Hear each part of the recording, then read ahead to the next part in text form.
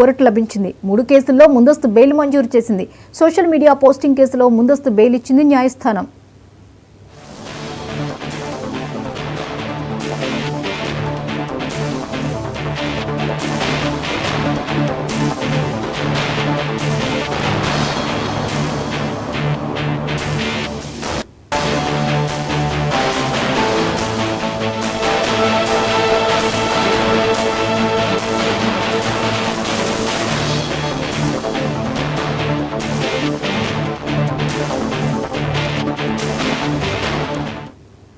ఈ అంశంపై మరిన్ని అప్డేట్స్ ని రీజనల్ కోఆర్డినేటర్ రాజ్ కుమార్ అందిస్తారు. రాజ్ కుమార్, చెప్పండి. రామ్ గోపాల్ వర్మకు హైకోర్టులో ఊరట లభించినట్లుగా తెలుస్తోంది, వివరాలేంటి?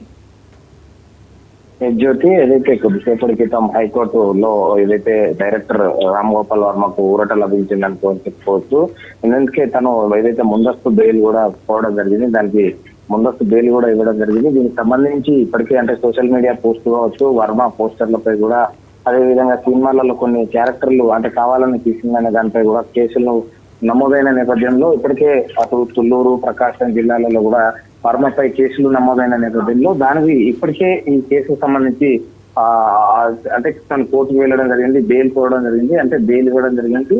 దీనికి సంబంధించి ఇప్పటికే అంటే డైరెక్ట్ పోలీసులకు సంబంధించినటువంటి కేసులకు సహకరించాలని కూడా వర్మకు కోర్టు కొన్ని ఆదేశాలు జారీ చేయడం జరిగింది. అంటే ఎప్పుడు పిలిచిన విచారణకు రావాలని కూడా కోరడం జరిగింది. దీనికి సంబంధించి రామ్ గోపాల్ వర్మ సోషల్ మీడియా పోస్టులపై కూడా వ్యవహారంలో కీలకమైన నిర్ణయం అనిపించుకోవచ్చు. ఎందుకంటే ఇప్పుడు కూడా కాంట్రవర్సీగా అన్ని సినిమాలు తీయడం జరిగింది.